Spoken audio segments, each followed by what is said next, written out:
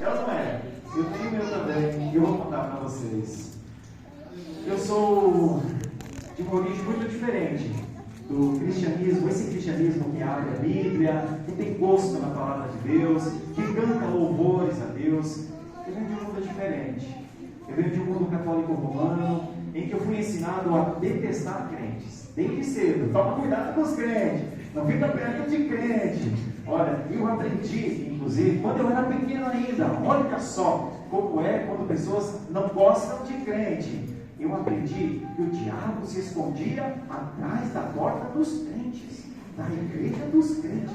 E às vezes eu passava na frente e ficava olhando, e até apressava o passo, porque já pensou em aparecer ali? Então eu andava mais depressa. Eu cresci pensando isso. O que eles fazem lá dentro? Deve ser um povo muito estranho. E então, minha avó dizia isso. Falava, nunca entre numa igreja de crente. E eu nunca entrei. E então, passei a minha adolescência. E então, com 13, 14 anos, fiz todos os procedimentos que se fazem na igreja católica apostólica romana. Fui batizado na infância, depois fiz primeira comunhão, depois fiz crisma, fiz confirmação. Todas essas coisas que o católico faz. Até que quando eu estava com 18 anos de idade, e eu estava em um sábado pela manhã, lendo a Bíblia, porque eu sempre buscava de alguma forma conhecimento. E então bateram na minha casa duas pessoas. E eram, quem é que sai sempre no sábado de manhã, de 2 em 2, bate nas casas, levanta alguma coisa? TJ? E então eles bateram na porta da minha casa e viram que eu estava com uma Bíblia. Imagine, não é sempre que um adolescente está com uma Bíblia. E eles disseram, veja, a gente vê que você é um jovem estudioso. A gente pode estudar contigo e de repente você tem alguma coisa até para nos ensinar. Eu fiquei cheio de alegria e falei, claro, entre aqui. Então eles entraram na minha sala. Então, você sabe que nem sempre termina bem uma conversa com o testemunho de Jeová. Porque eles têm os argumentos fortes, viu? Eu estudei sobre ele. E eu era um jovem que queria aprender. E aí nós estamos olhando, eles estão ouvindo. O que você está estudando? E eu disse, o Sermão do Monte. Ah, o Sermão do Monte. Ah, vamos ver. Ah, que bonito o Sermão do Monte, né? Aí eles falaram, então a tua Bíblia fala a verdade, né, Sérgio? Eu falava, claro, fala a verdade. Isso aqui tudo é verdade, tudo é verdade. Aí eles falaram, então vamos dar uma olhadinha numa coisa. Vamos abrir um texto no Antigo Testamento, em Êxodo capítulo 20, versículo 2. Eu falei, claro, deixa eu ver onde está Êxodo. E fui lá e achei, e daí estava escrito assim, na minha Bíblia, não farás para ti imagem de escultura, nem nada que está embaixo do céu, acima da terra, e nada. E aí eles ainda dizendo, essa tua Bíblia fala a verdade, né, Sérgio? Fala. Aí eu olhei assim na minha casa, tinha uma imagem assim, lá, tinha outra imagem em outro lugar. E eu fiquei numa situação assim, daí eles falaram para mim, quem está certo, Sérgio? A tua Bíblia ou você? Porque parece que a Bíblia diz que não é para fazer essas imagens daí, né? Eu falei, mas eu não tinha visto isso. Eu falei, tá, obrigado, vocês estão me ajudando muito. Bom, aí veio o final de semana e eu fui conversar com o meu pai. O pai era meu amigo, a gente era amigo, ele gostava muito de mim. E aí eu cheguei e falei assim, pai, eu aprendi uma coisa tão boa nessa semana que eu vou compartilhar contigo.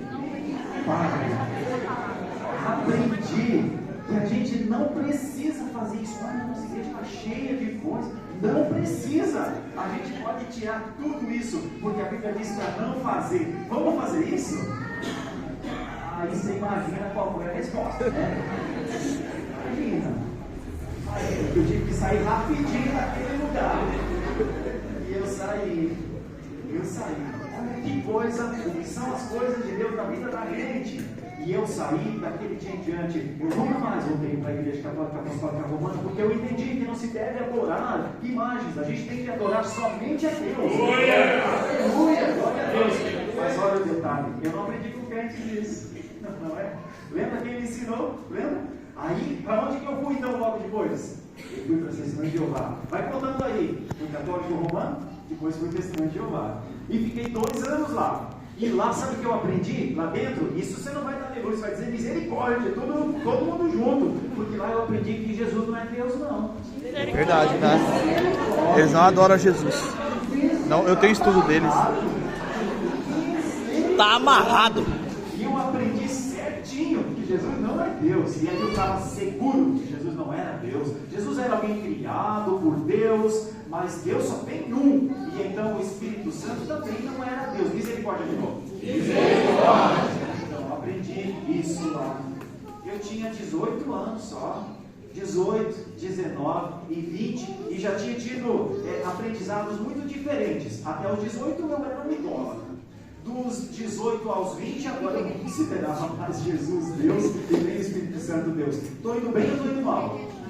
Muito mal, muito mal.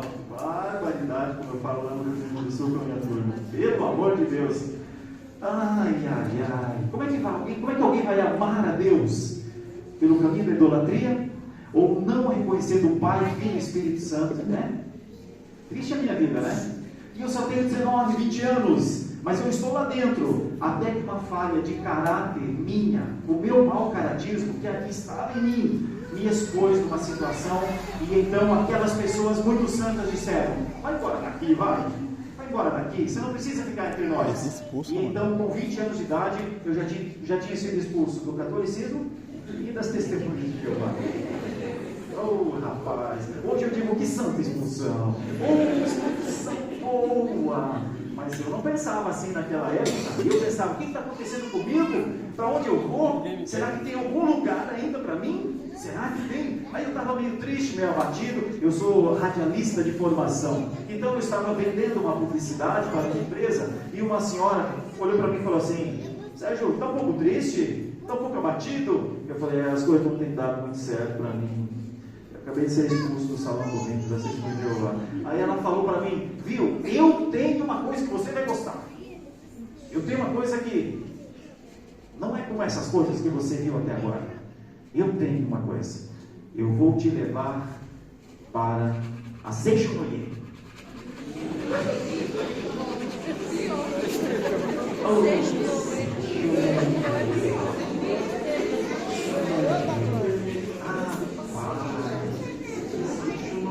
É uma seita com uma ênfase em positivismo. Se você falar, vai dar certo, tá.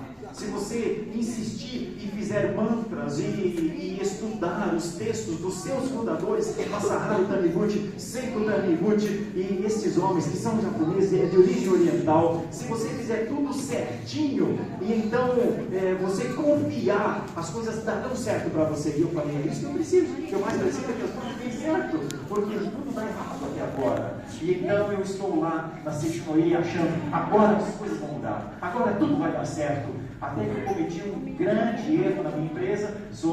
Era empresário na área de comunicações, vendia shows e outras coisas lá no sul do Brasil, dessas duplas famosas aí. E então eu tive uma perda enorme, mas enorme assim. A perda foi tão grande que eu tive que vender meu carro. Fiquei andando de bicicleta. Foi grande mesmo, o prejuízo foi muito grande. Eu pensei: mas parece que não está dando também tão certo assim, nesse lugar, né? Aí eu fui conversar com ela e ela falou assim para mim: se não aceitar a nossa doutrina, pode ir embora. Puxa.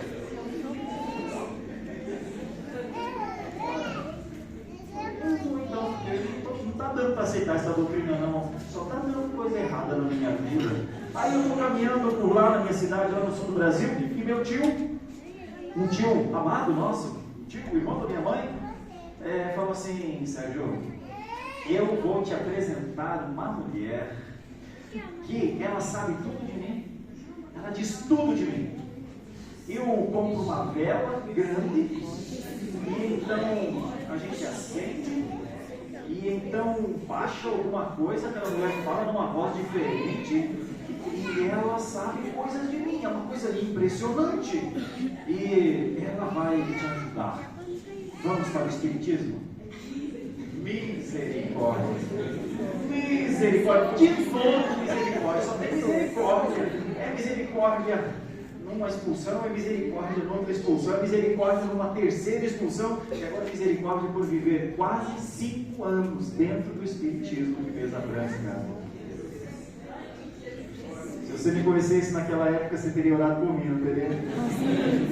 Rapaz, parece um menino bom, mas todo errado, todo errado. Quantas pessoas a gente conhece que se parecem pessoas de bem, mas são todas erradas? Você sabe o que eu acumulei nessas coisas todas? Não aprendi a amar a Deus. Não aprendi a amar a Deus. Até um dia, um sábado pela manhã, era a Páscoa de 1996. Eu já estava bastante desiludido também com o Espiritismo. E eu estava vivendo uma vida mais para mim, então. Mais ou menos como Pedro, depois que as coisas deram bem erradas, ele falou: quer saber de uma coisa? Eu vou pescar. Eu vou pegar meu barquinho e eu vou pescar. E depois dessa pescaria de Pedro, é quando Pedro encontra Jesus na praia. E ele se joga aos pés de Jesus e diz: meu Senhor, meu Deus. É quando Jesus vai dizer para ele: Pedro, tu me amas? Pedro, tu me amas? Tu conhece essa passagem, né? Eu estava mais ou menos assim. Eu vou pilotar minha moto. Sou motociclista desde pequeno, e então eu gostava muito disso. E eu estava com um final de semana todo para mim. Eu vou pilotar, eu vou saltar de moto em um local, uma cidade lá no interior do estado do Paraná. E aí o meu irmão, que é pastor também como eu, nós somos 3 pastores na família. Somos 3 irmãos e 3 pastores na família. Os 2 estão em Santo Amaro e eu estou na Lapa. E então o meu irmão, o que foi convertido primeiro, me ligou e falou: Sérgio, tem um acampamento aqui perto, quer ir lá com a gente? E eu falei: é de crente? Ele falou: é de crente, mas você vai gostar, vamos lá, é gente boa. Eu falei: mas eu vou saltar de moto, mano. Não vou não. Ele falou: tá bom, tudo bem então, mas eu queria que você fosse. Não, eu vou, deixa pra lá. Tá bom, desligou o telefone. Daquele tempo que a gente ainda tinha telefone que colocava no gancho, sabe, aquele do fiozinho enroladinho, né? Coloquei no gancho o telefone, quer dizer, achei que tinha colocado no gancho, coloquei assim e ficou meio fora do gancho. E aí eu fui lá arrumar o carro para sair e fiz funcionar o carro. E daí ficou fazendo assim, ó. O motorista sabe o que é esse somzinho aí, quando vai ligar o carro. Falei: acabou a bateria do carro. Ou hora para acabar a bateria do carro. Qualidade. Voltei para dentro de casa, pensei: vou ligar para alguém para que alguém traga a bateria. Quando volto, vejo que o telefone está meio fora do gancho. Aí coloquei de volta no gancho. Coloquei no gancho e fui procurar a lista telefônica. Lembra da lista telefônica? Lembro.